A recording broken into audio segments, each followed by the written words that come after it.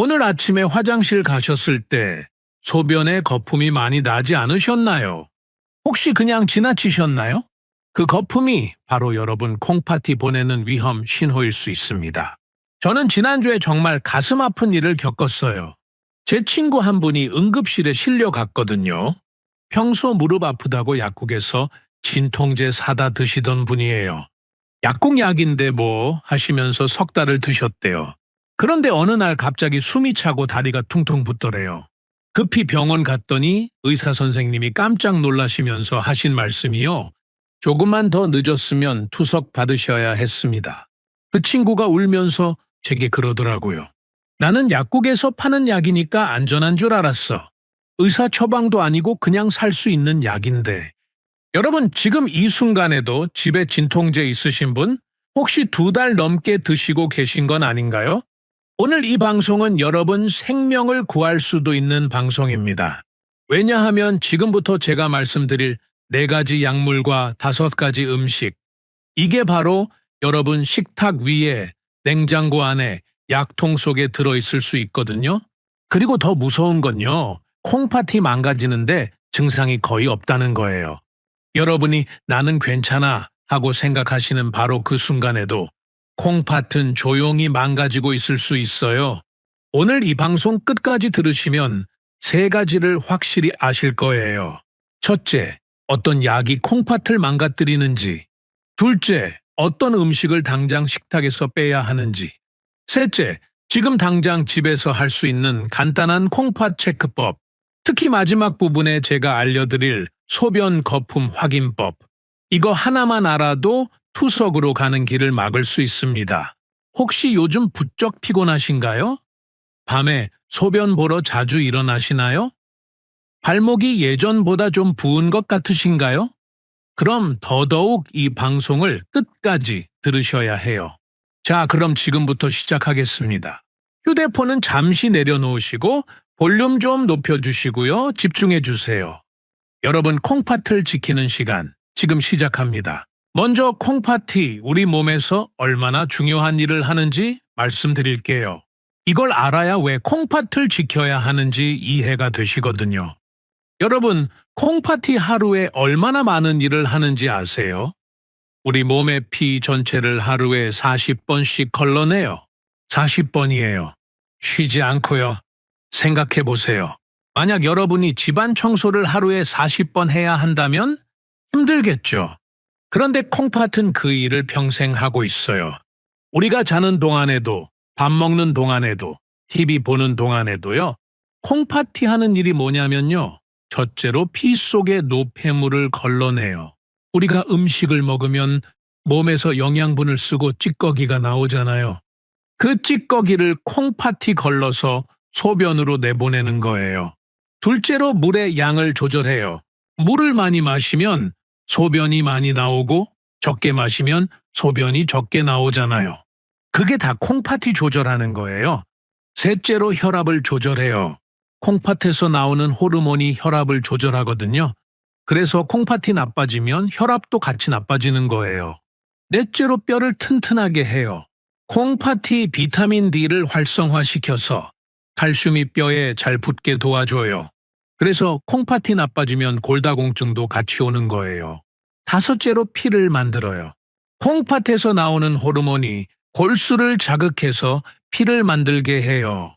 그래서 콩팥이 나빠지면 빈혈도 생기는 거예요. 이렇게 중요한 일을 하는 콩팥이요. 한번 망가지면 다시 좋아지기가 정말 어려워요. 간은 재생이 되는데 콩팥은 재생이 안 돼요. 한번 죽은 콩팥 세포는 다시 살아나지 않아요. 그래서 미리미리 지켜야 해요. 망가지고 나서 후회하면 너무 늦어요. 여러분 잠깐 손을 허리춤에 대보세요. 양쪽으로 주먹만 한 콩팥 2개가 있어요. 느껴지시나요? 안 느껴지시죠? 그게 바로 문제입니다. 콩팥은 우리 몸에서 가장 과묵한 기관이에요. 간은 아프면 아야 하고 소리라도 지르는데 콩팥은 아무 말이 없어요. 평생 불평 한 번 없이 묵묵히 일하시는 우리 어머니들처럼 말이에요. 집에 있는 정수기 한번 생각해 보세요. 만약 필터를 10년째 한 번도 안 갈았다면 어떻게 될까요? 물은 나오겠죠. 하지만 그 물이 깨끗할까요? 아니죠. 온갖 불순물이 다 섞여 나올 거예요. 우리 콩팥도 마찬가지예요. 매일 200리터의 피를 걸러내면서 하루도 쉬지 않고 일하고 있어요. 그런데 우리는 콩팥 필터를 갈 수가 없어요. 그래서 아껴 써야 하는 거예요. 여기서 콩팥의 가장 무서운 특징을 말씀드릴게요.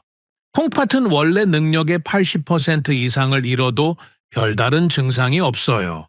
왜냐하면 원래 우리 몸에 필요한 것보다 훨씬 더 많은 능력을 가지고 태어나거든요. 마치 예비 배터리가 여러 개 있는 것처럼요. 그래서 처음엔 전혀 모르고 지내세요. 나는 건강해 하면서요. 배터리 하나가 다 닳아도 나머지 배터리가 있으니까 괜찮아 보이는 거예요. 그런데 배터리가 하나씩 다 닳아서 마지막 하나만 남으면 그때부터 갑자기 증상이 확 나타나는 거예요. 그때는 이미 늦은 거죠. 실제로 의사 선생님들이 하시는 말씀이요. 콩팥병 환자의 절반 이상이 자기가 콩팥이 나쁜 줄 몰랐어요. 라고 하세요. 증상이 없으니까요. 그럼 어떤 신호를 봐야 할까요? 첫 번째 신호, 소변에 거품이 생겨요. 아침에 화장실 가서 소변 보실 때 한번 보세요. 거품이 샴푸 거품처럼 부글부글 올라오나요? 그리고 그 거품이 5분, 10분이 지나도 안 없어지나요? 보통 소변에는 거품이 조금 생겨요. 그런데 금방 사라져요. 1분이면 없어져요. 그런데 계속 남아있다? 그럼 소변에 단백질이 나오고 있다는 거예요. 콩팥이 단백질을 세고 있다는 신호예요. 두 번째 신호, 소변 색깔이 달라져요. 건강한 소변은 밝은 노란색이에요. 레모네이드 같은 색이죠. 그런데 콜라처럼 진한 갈색이거나 반대로 거의 물처럼 투명하면 문제가 있는 거예요. 진한 갈색은 물이 부족하거나 콩팥이 일을 너무 많이 하고 있다는 신호예요. 투명한 것도 좋은 게 아니에요. 콩팥이 물을 제대로 조절 못하고 있다는 신호일 수 있어요. 세 번째 신호, 몸이 붓기 시작해요. 저녁이 되면 발목이 퉁퉁 부으시나요? 양말 벗으면 양말 자국이 선명하게 남나요? 아침에 일어나면 얼굴이 부어 있나요? 반지가 잘 안 빠지나요? 이건 콩팥이 물을 제대로 못 빼내고 있다는 신호예요. 정상적으로는 밤에 자는 동안 콩팥이 물을 빼내야 하는데 그러지 못하니까 몸에 물이 차는 거예요. 네 번째 신호, 밤에 자다가 소변 보러 자주 일어나요. 정상적으로는 밤에 한 번 정도 일어나거나 아예 안 일어나요. 그런데 두세 번, 심지어 네다섯 번씩 일어나신다면 이건 콩팥이 낮에 일을 제대로 못해서 밤에 열심히 일하고 있다는 신호예요. 콩팥이 낮에 미처 못한 일을 밤에라도 해야지 하면서 밤새 일하는 거예요. 다섯 번째 신호, 이유 없이 피곤해요. 충분히 잤는데도 아침에 일어나기가 힘들어요. 낮에도 자꾸 졸려요. 뭘 해도 힘들어요. 왜냐하면 콩팥이 제대로 일을 못하면 피 속에 노폐물이 쌓여요. 그럼 온몸이 독해지는 거예요. 몸이 독해지니까 힘이 없는 거죠. 마치 숙취처럼요. 여섯 번째 신호, 입맛이 없고 구역질이 나요. 밥 냄새만 맡아도 속이 메스꺼우신가요? 먹고 싶은 게 없으신가요? 이것도 피 속에 노폐물이 쌓여서 그래요. 일곱 번째 신호, 피부가 가렵고 건조해요. 특별히 알레르기가 있는 것도 아닌데 온몸이 가려우신가요? 긁어도 시원하지 않으신가요? 콩팥이 나빠지면 피부에 노폐물이 쌓여서 가려움증이 생겨요. 이런 신호들 혹시 여러분도 느끼고 계시진 않나요? 만약 이 중에 2개 이상 해당되신다면 정말로 이번 주 안에 병원 한번 가보세요. 간단한 피검사와 소변검사만 하면 돼요. 나중에 가지 뭐 하시면 안 돼요. 나중엔 투석이에요. 투석은요, 일주일에 3번씩 병원 가서 4시간씩 기계에 묶여 있어야 해요. 평생요. 여행도 못 가고 친구들 만나기도 힘들고요. 그런데 지금 검사 한번 받으시면 30분이면 돼요. 검사비도 5,000원이에요. 30분과 5,000원으로 평생을 지킬 수 있어요. 자, 이제 콩팥이 왜 중요한지, 어떤 신호를 보내는지 아셨죠? 그럼 본격적으로 콩팥을 망가뜨리는 것들에 대해 말씀드릴게요. 크게 2가지예요. 약과 음식이에요. 여러분 집 냉장고나 서랍에 약들이 있으시죠? 이 방송 끝나고 나면 꼭 한번 확인해 보세요. 어떤 약들이 콩팥을 힘들게 하는지 말씀드릴게요. 첫 번째, 진통제가 가장 위험합니다. 무릎이 쑤실 때 어떻게 하세요? 약국 가서 관절에 좋은 약 주세요. 하시죠? 그럼 약사 선생님이 주시는 약, 대부분 이름에 이부프로펜이나 케토프로펜이 들어가 있어요. 이 약들이 나쁜 게 아닙니다. 아파서 움직이지도 못하는데 통증 잡아주는 약이 얼마나 고마워요. 저도 압니다. 나이 드시면 여기저기 안 아픈 데가 없잖아요. 무릎, 허리, 어깨, 손목. 안 아픈 데가 없어요. 문제는 얼마나 자주, 얼마나 오래 드시느냐예요. 일주일에 한두 번? 괜찮아요. 가끔씩 아플 때만 드시는 거죠. 이 정도는 콩팥이 충분히 감당할 수 있어요. 그런데 매일매일, 아침마다 2달, 석 달, 6달, 그건 완전히 다른 이야기예요. 왜냐하면요, 이 약들이 콩팥으로 가는 혈관을 조금씩 좁게 만들거든요. 처음엔 괜찮아요. 콩팥이 여유가 있으니까요. 혈관이 조금 좁아져도 나머지 혈관으로 일할 수 있어요.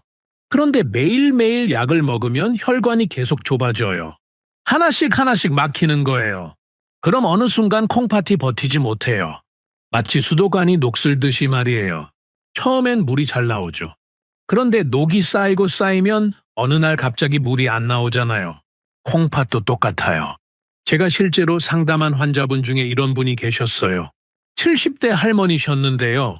무릎이 너무 아파서 진통제를 4개월 동안 매일 드셨대요. 그런데 어느 날 갑자기 몸이 붓고 숨이 차서 병원 갔더니 콩팥 기능이 정상의 40%밖에 안 남았대요. 의사 선생님이 진통제 때문에 이렇게 된 겁니다. 하시니까 그분이 울면서 그러시더래요. 약국에서 파는 약인데 이렇게 위험한 줄 몰랐어요. 집에 있는 진통제 지금 한번 확인해 보세요. 약통 뒤에 보면 성분이 적혀 있어요. 이부프로펜 200mg, 케토프로펜 50mg, 나프록센 250mg, 덱시부프로펜 75mg 이런 식으로요. 이런 이름이 보이시나요? 그리고 한번 생각해 보세요. 그 약을 처음 사신 게 언제인가요? 한 달 전, 2달 전, 석 달 전, 아니면 그보다 더 오래 전? 만약 2달 이상 거의 매일 드셨다면 정말로 이번 주 안에 병원 가보세요. 콩팥 검사 받고 싶어요. 이 한마디면 돼요. 피 조금 뽑고 소변 받고 끝이에요. 검사비도 5,000원 정도예요. 그리고 진통제가 꼭 필요하시다면 약국에서 사시기 전에 약사 선생님께 여쭤보세요. 제가 이 약을 2달째 먹고 있는데요. 콩팥에 괜찮을까요? 혹시 콩팥에 더 안전한 진통제는 없나요? 약사 선생님들이 다 알고 계세요. 타이레놀 같은 아세트아미노펜 계열은 콩팥보다는 간에 영향을 주는 약이에요. 콩팥이 약하신 분들한테는 이게 더 나을 수 있어요. 물론 이것도 너무 많이 드시면 안 되지만요. 두 번째, 항생제는 반드시 물과 함께 드세요. 의사 선생님, 목이 너무 아파요. 항생제 좀 주세요. 요즘 병원 가면 이렇게 말씀하시는 분들 많으시죠? 빨리 낫고 싶으니까요. 저도 이해해요. 목 아프면 밥도 못 먹고 힘드니까요. 항생제가 나쁜 게 아니에요. 폐렴이나 심한 염증, 요로 감염 있을 때는 꼭 필요해요. 안 먹으면 더 큰일 나죠. 생명이 위험할 수도 있고요. 하지만 가벼운 감기에 콧물 좀 나온다고 목 좀 칼칼하다고 무조건 항생제 달라고 하시는 건 좋지 않아요. 감기는 대부분 바이러스 때문인데 항생제는 바이러스에는 안 듣거든요. 세균에만 듣는 약이에요. 그런데 더 중요한 걸 말씀드릴게요. 만약 항생제를 드셔야 한다면요, 물을 충분히 드셔야 해요. 왜냐하면요, 항생제는 물과 함께 콩팥을 거쳐서 소변으로 나가거든요. 물이 부족하면 항생제 성분이 콩팥에 그대로 쌓여요. 그럼 콩팥 세포들이 손상돼요. 생각해 보세요. 설거지할 때 물 없이 설거지하면 어떻게 돼요? 세제가 그릇에 그대로 남아있잖아요. 그릇을 헹구려면 물이 필요하잖아요. 콩팥도 마찬가지예요. 약을 헹궈내려면 물이 필요해요. 항생제 드실 때는 꼭 이렇게 하세요. 약 먹을 때마다 물 한 컵 200ml 드세요. 그냥 한 모금 마시고 끝내시면 안 돼요. 물 한 컵을 다 드세요. 그리고 하루에 최소 67컵은 드셔야 해요. 물 많이 마시면 소변 자주 마려운데 하실 수 있어요. 맞아요. 불편하죠. 1시간마다 화장실 가야 하니까요. 그런데 그게 콩팥을 지키는 방법이에요. 불편하지만 일주일만 참으세요. 항생제 드시는 기간만요. 특히 항생제 드시는 기간 동안만이라도요. 커피나 녹차 대신에 그냥 생수나 보리차를 드세요. 왜냐하면 커피나 녹차에 들어있는 카페인이 오히려 소변을 더 많이 나가게 해서 몸에 물이 부족해질 수 있거든요. 그리고 한 가지 더요. 항생제는 의사 선생님이 드시라고 한 기간만큼만 드세요. 좀 나은 것 같은데 하고 중간에 끊으시면 안 돼요. 균이 완전히 안 죽고 남아있으면 더 강한 균으로 변해요. 그럼 나중에 더 강한 항생제를 써야 해요. 세 번째, CT 찍기 전에 콩팥 검사부터 하세요. CT 찍어야 하니까 금식하고 오세요. 검사 전날 저녁 9시부터 아무것도 드시면 안 돼요. 병원에서 이런 말 들어보셨죠? CT나 MRI 찍을 때 혈관에 주사하는 약이 조영제예요. 이게 몸속 장기를 선명하게 보이게 해주는 거예요. 암이나 혈관 질환을 찾는데 꼭 필요한 검사예요. 그런데 이 조영제가 콩팥한테는 엄청난 부담이에요. 왜냐하면요, 검사 전에 금식하시잖아요? 물도 못 드시고요. 그 상태에서 조영제가 콩팥으로 쏟아져 들어가면 콩팥이 깜짝 놀라는 거예요. 정상적으로는 우리가 물을 마시면 피가 묽어지잖아요. 그럼 콩팥이 일하기 편해요. 그런데 금식하고 물도 못 마시면 피가 진해져요. 거기에 조영제까지 들어가면 콩팥이 아니, 물도 없는데 이 진한 걸 어떻게 걸러내 하면서 힘들어해요. 실제로 조영제 쓰고 나서 23일 안에 급성 콩팥 손상이 오는 경우가 있어요. 특히 나이 드신 분들, 당뇨나 고혈압 있으신 분들, 이미 콩팥이 조금 약하신 분들한테 더 자주 생겨요. 제가 상담한 환자분 중에 이런 분이 계셨어요. 60대 후반 남자분이셨는데요. 건강검진에서 폐에 작은 그림자가 보인다고 해서 CT를 찍으셨대요. 조영제도 쓰고요. 그런데 검사받고 이틀 후부터 소변이 잘 안 나오고 몸이 붓더래요. 급히 병원 갔더니 급성 콩팥 손상이라고 하더래요. 다행히 일주일 정도 입원해서 수액 맞고 좋아지셨는데요. 정말 아찔한 순간이었대요. CT 검사 예약하셨으면 꼭 이렇게 하세요. 검사 받으러 가시기 전에 적어도 일주일 전에 병원에 전화해서 이렇게 말씀하세요. 검사 전에 콩팥 기능 검사 좀 할 수 있나요? 크레아티닌 검사요. 이게 왜 중요하냐면요. 콩팥 기능이 많이 떨어져 있으면 조영제를 안 쓰거나 다른 방법으로 검사를 할 수 있거든요. 아니면 조영제 양을 줄이거나 검사 전에 수액을 맞아서 콩팥을 보호할 수도 있고요. 그리고 검사 받고 나서도요. 집에 가서 물 많이 드세요. 하루 이틀 동안은 평소보다 23컵 더 드시는 게 좋아요. 조영제가 빨리 빠져나가게요. 혹시 검사 받고 나서 소변량이 갑자기 줄어들거나 몸이 붓거나 너무 피곤하면 바로 병원에 연락하세요. 급성 콩팥 손상의 초기 증상일 수 있어요. 빨리 병원 가면 치료할 수 있어요. 네 번째, 혈압약은 정기적으로 점검하세요. 혈압약은 앞에 세 가지와 좀 달라요? 이건 먹어야 하는 약이에요. 고혈압을 그냥 두면 콩팥이 더 빨리 망가지니까요. 고혈압이 있으면 콩팥 안에 아주 작은 혈관들이 계속 높은 압력을 받아요. 그럼 그 혈관들이 터지거나 막히거나 해요. 그래서 콩팥이 점점 기능을 잃는 거예요. 그래서 혈압약은 오히려 콩팥을 보호하는 약이에요. 먹어야 해요. 그런데 혈압약도 종류가 정말 많아요. 어떤 약은 콩팥을 직접적으로 보호해주고 어떤 약은 그냥 혈압만 낮춰요. 그리고 나이가 들면서 콩팥 기능도 변하잖아요. 그래서 정기적으로 점검해야 해요. 특히 여러 가지 혈압약을 함께 드시는 분들 주의하셔야 해요. 약이 두세 가지 섞이면 콩팥한테는 그만큼 일이 많아지는 거거든요. 그리고 약들이 서로 상호작용을 할 수도 있고요. 혈압약 드시는 분들 이렇게 해보세요. 마지막으로 혈압약을 바꾸거나 조절한 게 언제인가요? 3년 전? 5년 전? 아니면 처음 고혈압 진단받고 나서 한 번도 안 바꾸셨나요? 만약 3년 이상 같은 약을 드시고 계신다면 다음에 병원 가실 때 의사 선생님께 여쭤보세요. 선생님, 제 나이도 있고 하니까 콩팥 상태 확인해서 혈압약 조절이 필요한지 봐주시겠어요? 그럼 의사 선생님이 콩팥 기능 검사하고 필요하면 약을 조절해 주실 거예요. 그리고 한 가지 더 중요한 게요. 혈압약 먹으면서 정기적으로 콩팥 기능 검사를 받으셔야 해요. 최소 1년에 한 번은요. 왜냐하면 혈압약을 먹어도 콩팥이 천천히 나빠질 수 있거든요. 그걸 빨리 발견하는 게 중요해요. 자, 여기까지가 콩팥을 힘들게 하는 4가지 약물이었어요. 진통제, 항생제, 조영제, 혈압약. 이 약들 드실 때는 항상 콩팥을 생각하세요. 자, 여기까지 듣고 이렇게 생각하시는 분들 계실 거예요. 근데 선생님, 저는 아무 증상도 없는데요? 소변도 잘 나오고 붓지도 않고 괜찮은 것 같은데요? 여러분, 그게 바로 콩팥병의 가장 무서운 점이에요. 증상이 없다는 게요. 콩팥은 능력의 80% 이상을 잃어도 별다른 증상이 없어요. 마치 오래된 집의 기둥이 속으로 썩어가는 것과 같아요. 겉으로 보기엔 멀쩡해요. 페인트도 깨끗하고 벽도 멀쩡해 보이죠. 그런데 어느 날 갑자기 무너져요.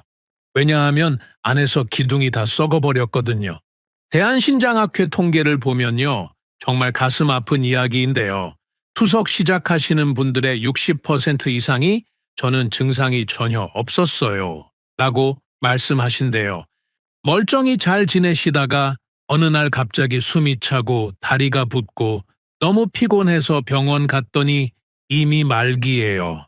투석 준비하셔야 합니다 하는 청천벽력 같은 소리를 듣는 거예요. 그래서 증상이 없다고 안심하시면 안 돼요. 오히려 증상이 없을 때 미리미리 검사를 받고 예방하는 게 중요해요. 지금 바로 체크해 보세요. 거울 앞에 서 보세요. 발목을 손가락으로 꾹 눌러 보세요. 5초 정도 세면서요. 하나, 둘, 셋, 넷, 다섯. 이제 손가락을 떼보세요. 움푹 들어간 자국이 보이시나요? 그 자국이 금방 안 올라오나요? 10초가 지나도 여전히 움푹 들어가 있나요?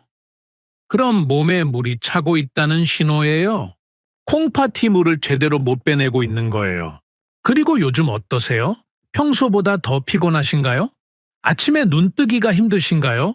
낮에도 자꾸 졸리신가요? 밤에 소변 보러 일어나는 횟수가 늘었나요? 예전에는 한 번도 안 일어났는데 요즘은 두세 번씩 일어나신다면? 화장실 갈 때 소변 한번 보세요. 거품이 평소보다 많이 나나요? 특히 그 거품이 5분, 10분이 지나도 안 없어지나요? 마치 맥주 거품처럼 계속 남아있나요? 이 중에 하나라도 해당되면요. 정말로 이번 주 안에 동네 병원이라도 가서 소변 검사 한번 받아보세요. 종이컵에 소변 받아서 주면 끝이에요. 검사비도 5,000원이면 돼요. 나중에 가지 뭐 하시면 안 돼요. 지금 가세요. 이번 주에요. 미루지 마세요. 이제 약 이야기는 여기까지 하고요. 식탁 위의 이야기를 해볼까요? 사실 약은 가끔 먹지만 음식은 매일 먹잖아요. 하루 3번씩요. 그래서 더 중요해요. 여러분, 어제 저녁에 뭘 드셨어요? 김치찌개, 된장찌개, 라면, 짜장면? 다 맛있죠? 저도 좋아해요. 한국 음식 진짜 맛있잖아요. 김치찌개에 뜨끈한 밥 한 그릇, 생각만 해도 군침이 도네요. 그런데 이런 음식들의 공통점이 하나 있어요. 뭘까요? 바로 소금이 많다는 거예요. 그리고 이 소금이 콩팥한테는 가장 무서운 적이에요. 집에서 김치 드실 때 김치 국물도 같이 드시나요? 찌개 국물에 밥 말아 드시나요? 라면 국물 마지막 한 방울까지 다 드시나요? 그게 바로 문제예요. 세계보건기구에서 권장하는 하루 소금 섭취량이 얼마인지 아세요? 딱 커피 스푼 하나예요. 4~5g. 이게 얼마나 적은 양인지 아세요? 김치 한 조각에만 해도 1g이 들어가 있어요. 라면 한 봉지에는 50g이 들어가 있고요. 그런데 우리 한국 사람들은 평균 916g을 먹어요. 거의 2배죠? 어떤 분들은 15g까지 먹으신대요. 3배예요. 소금이 많이 들어가면 어떻게 될까요? 일단 목이 마르죠. 그래서 물을 많이 마시게 돼요. 그럼 우리 콩팥은 그 많은 물과 소금을 다 걸러내야 해요. 콩팥이 평소보다 2배, 3배 일하는 거예요. 매일매일 말이죠. 처음엔 괜찮아요. 젊을 때는요. 콩팥도 튼튼하니까요. 그런데 60대, 70대 되면 콩팥도 늙어요. 힘이 약해져요. 그때부터는 그 많은 일이 버거워지는 거예요. 그리고 소금이 많으면 혈압도 올라가요. 혈압이 올라가면 콩팥 안에 작은 혈관들이 손상돼요. 그럼 콩팥이 더 빨리 망가지는 거죠. 악순환이에요. 오늘 저녁 식사 준비하실 때요. 간장이나 소금을 평소보다 반만 넣어보세요. 맛없겠네 하실 거예요. 알아요. 저도 처음엔 그랬어요. 그런데 다른 방법이 있어요. 다진 마늘을 조금 더 넣으세요. 마늘은 천연 조미료예요. 향도 좋고 맛도 살려줘요. 참기름을 한두 방울 떨어뜨리세요. 고소한 맛이 소금 맛을 대신해줘요. 통깨를 살짝 뿌리세요. 식감도 좋아지고 맛도 풍부해져요. 생강을 조금 갈아 넣으세요. 알싸한 맛이 입맛을 돋워줘요. 청양고추나 홍고추를 다져서 넣으세요. 매운맛이 짠맛을 대신해요. 처음엔 싱겁게 느껴지실 거예요. 당연해요. 혀가 짠맛에 익숙해져 있으니까요. 그런데 신기하게도 2주만 지나면 여러분 혀가 적응해요. 그때부터는 예전 음식이 너무 짜게 느껴지실 거예요. 이게 이렇게 짰었어?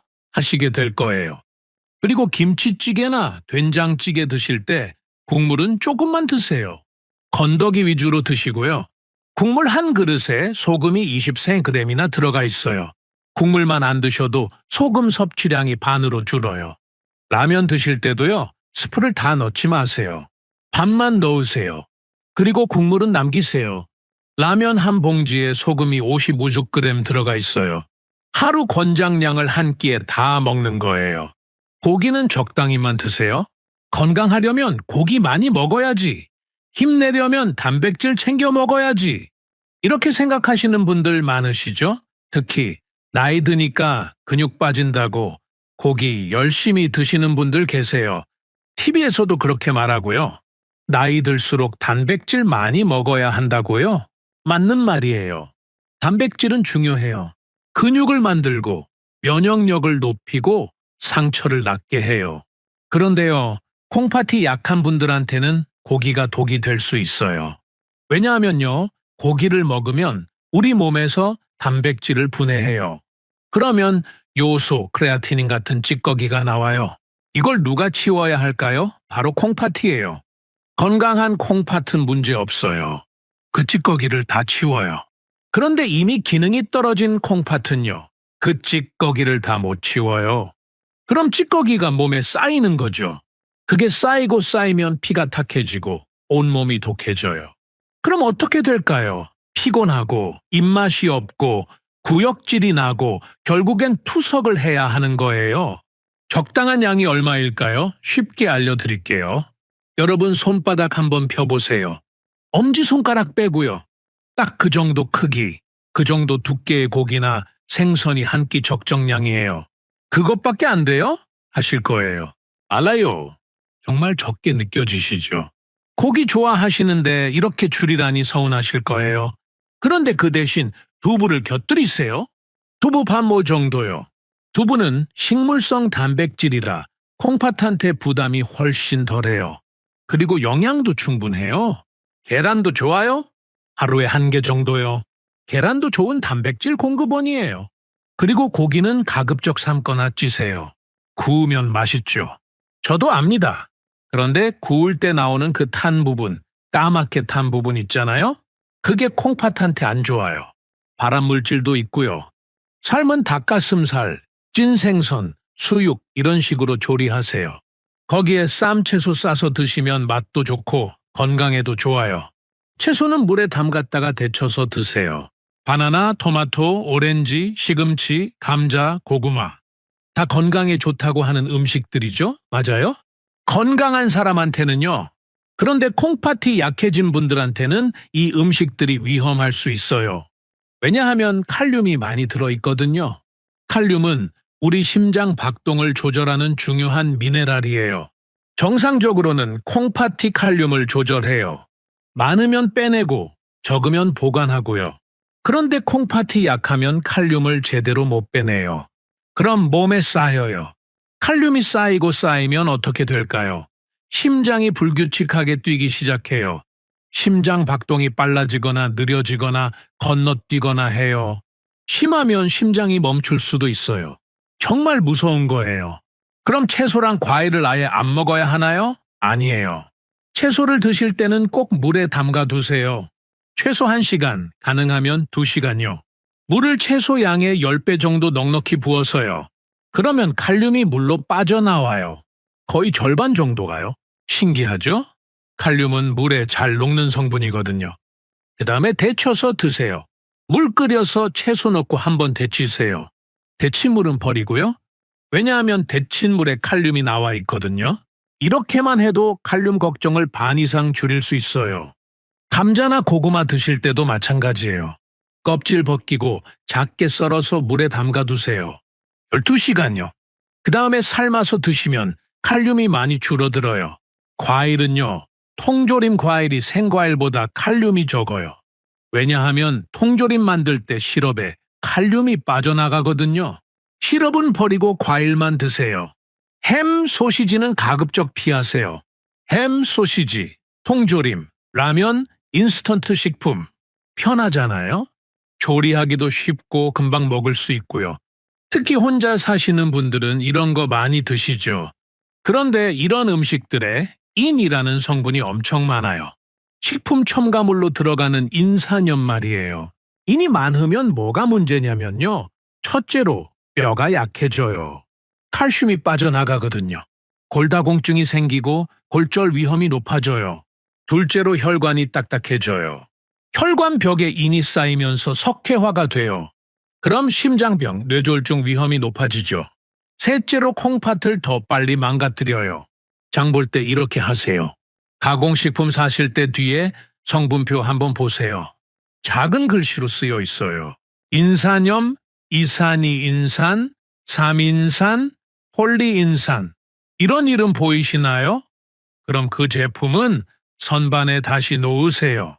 좀 더 비싸더라도 성분이 단순한 제품을 고르세요. 무첨가, 천연 재료만 사용 이런 표시가 있는 제품이 좋아요. 그리고 가급적이면요. 가공식품 대신 직접 만들어 드세요. 햄 대신에 삶은 닭가슴살, 소시지 대신에 두부전, 라면 대신에 국수나 칼국수요. 처음엔 번거로울 수 있어요. 그런데 익숙해지면 괜찮아요. 그리고 무엇보다 여러분 건강을 지킬 수 있어요. 물은 얼마나 마셔야 할까요? 해독하려면 물 많이 마셔야 한다면서요? 하루 2리터 8잔 마시라고요? TV에서 많이 나오죠.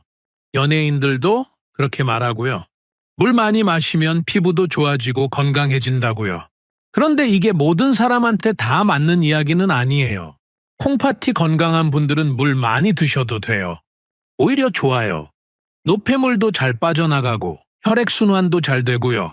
그런데 콩팥 기능이 떨어진 분들은요.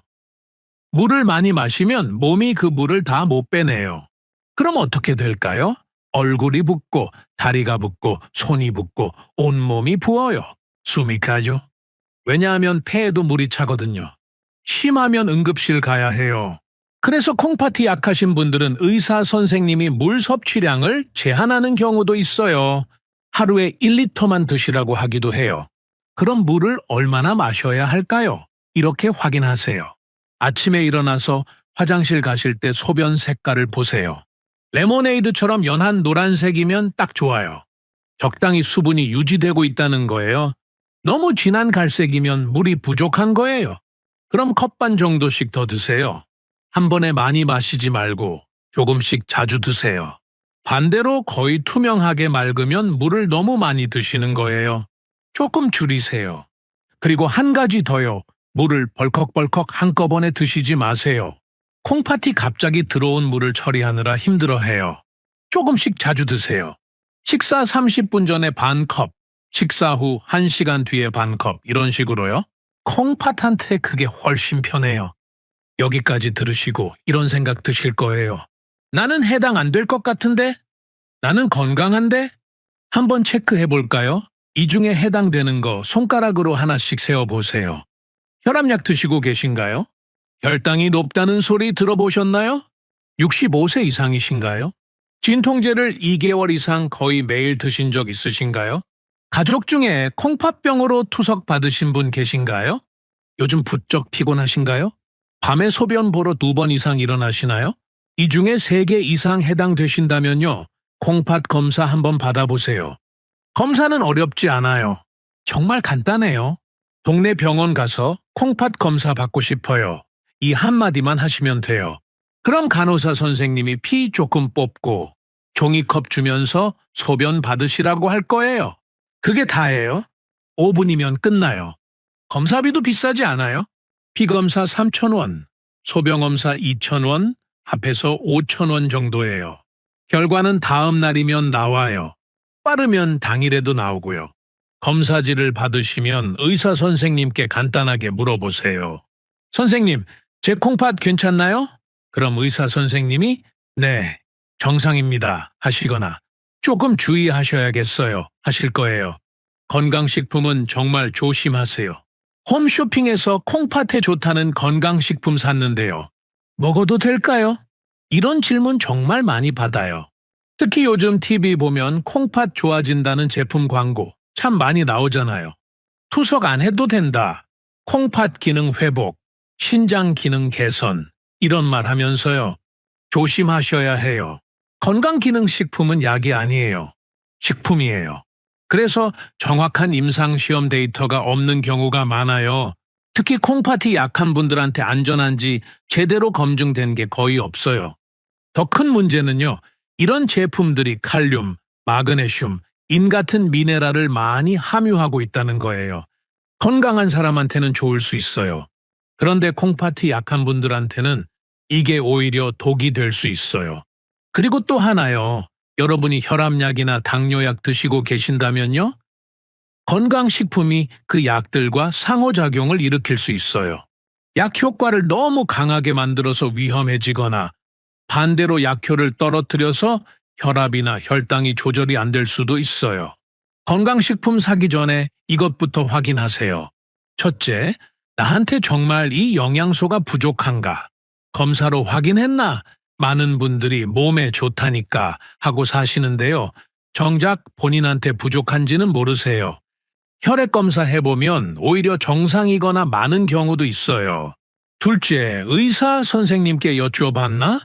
홈쇼핑 전화번호로 전화해서 상담원한테 물어보시는 건 소용없어요. 상담원은 판매원이에요. 의사가 아니에요. 셋째, 내가 먹는 다른 약과 문제 없나? 대부분의 건강식품은 약과 상호작용 가능성이 있어요. 이 3가지에 명확하게 답할 수 없다면요. 그냥 사지 마세요. 그 돈으로 신선한 채소나 과일 사서 드시는 게 훨씬 나아요. 콩팥한테 휴식을 주는 게 어떤 건강식품보다 더 좋을 수 있어요. 조기 발견하면 희망이 있어요. 여기까지 듣고 나니까 무섭기도 하시죠? 내 콩팥도 혹시? 하는 불안감도 드실 거예요. 하지만 여러분, 한 가지 정말 좋은 소식이 있어요. 콩팥병은 조기에 발견하면 진행을 늦출 수 있어요. 아니, 경우에 따라서는 거의 멈출 수도 있어요. 심지어 일부는 좋아지기도 해요. 제가 실제로 상담한 환자분 이야기를 2가지 해드릴게요. 첫 번째 분은 60대 초반 여성분이었어요. 건강검진에서 우연히 콩팥 기능이 좀 떨어진 걸 발견했어요. 증상은 전혀 없으셨어요. 그냥 건강검진에서 우연히 발견한 거예요. 그분이 딱 3가지만 바꾸셨어요. 소금을 반으로 줄이시고 고기는 손바닥만큼만 드시고 매일 30분씩 걸으셨어요. 그게 다예요. 1년 후에 다시 검사했더니 정상 범위로 돌아왔어요. 콩팥 기능이 좋아진 거예요. 두 번째 분은 70대 초반 남자분이셨어요. 당뇨가 있으셔서 정기적으로 병원 다니시는데 어느 날 의사 선생님이 콩팥이 조금 안 좋아지고 있어요 하시더래요. 그분도 식습관을 바꾸시고 혈당 관리를 더 철저히 하셨어요. 그리고 3개월마다 정기적으로 검사를 받으셨어요. 2년이 지난 지금도 콩팥이 더 나빠지지 않고 있어요. 이 두 분의 공통점이 뭘까요? 조기에 발견했다는 거예요. 증상이 나타나기 전에 발견해서 바로 관리를 시작했다는 거예요. 검사 얼마나 자주 받아야 할까요? 건강하신 분은 1년에 한 번 건강검진 받으실 때 콩팥 검사도 같이 하세요. 국가건강검진에도 포함되어 있어요. 고혈압이나 당뇨 있으신 분은 6개월에 한 번 검사 받으세요. 왜냐하면 고혈압과 당뇨는 콩팥을 빠르게 망가뜨리거든요. 자주 체크해야 해요. 콩팥 기능이 이미 떨어지신 분은 3개월에 한 번 검사 받으세요. 그리고 전문의 진료를 정기적으로 받으세요. 자, 이제 정리를 해볼게요. 오늘 밤부터 지금 당장 시작할 수 있는 것들이 있어요. 하나, 냉장고에 있는 약 확인하기. 진통제, 소화제, 감기약 언제 산 건지 확인해 보세요. 2개월 넘게 먹고 있는 약 있으신가요? 있으면 이번 주 안에 병원 가서 검사 받으세요. 둘, 오늘 저녁 식사부터 소금 반만, 간장 한 숟가락 넣던 거 반만 넣으세요. 대신 마늘 다진 거 한 숟가락 더 넣으세요. 참기름 몇 방울 더 하고요. 셋, 내일 아침 소변 색깔 확인. 화장실 가서 소변 색깔 보세요. 너무 진하거나 거품이 많으면 메모해 두세요. 넷, 이번 주 안에 병원 예약. 마지막으로 피 검사 받은 게 1년 넘었으면 이번 주 안에 동네 병원 예약하세요. 콩팥 검사 받고 싶어요. 이 한마디면 됩니다. 다섯, 물 마시는 습관 바꾸기. 아침, 점심, 저녁 식사 30분 전에 물 반 컵씩만 드세요. 한꺼번에 많이 드시지 마시고요. 조금씩 자주 드세요. 이 5가지요. 어렵지 않죠? 한꺼번에 다 하려고 하지 마세요. 부담스러우니까요. 하나씩 천천히 바꿔가세요. 이번 주에는 소금 줄이기, 다음 주에는 물 조금씩 마시기, 이런 식으로요. 여러분, 저는 40년 넘게 영양 상담을 해왔어요. 정말 수천 명의 분들을 만났죠. 건강하게 90세를 넘기신 분들도 계시고 안타깝게도 일찍 투석을 시작하신 분들도 계세요. 그분들의 차이가 뭐였을까요? 특별한 보약이 있었을까요? 비싼 건강식품을 드셨을까요? 아니에요. 그냥 작은 습관이었어요. 매일매일 조금씩 신경 쓰는 것, 소금 조금 덜 먹고, 약 조심하고, 1년에 한 번 검사받고, 정말 그게 다였어요. 콩팥은 우리 몸의 정수기예요. 평생 하루도 쉬지 않고 피를 깨끗하게 해주는 고마운 기관이죠. 그런데 우리는 그 고마운 줄도 모르고 함부로 대해왔어요. 이제는 조금 달라져야 하지 않을까요?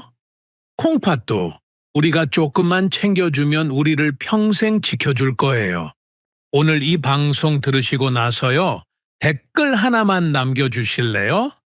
오늘부터 콩팥 지키기 시작합니다. 이 한 줄이면 돼요. 이게 왜 중요하냐면요. 여러분이 직접 말로 하면 실천할 확률이 3배 높아진다는 연구 결과가 있어요.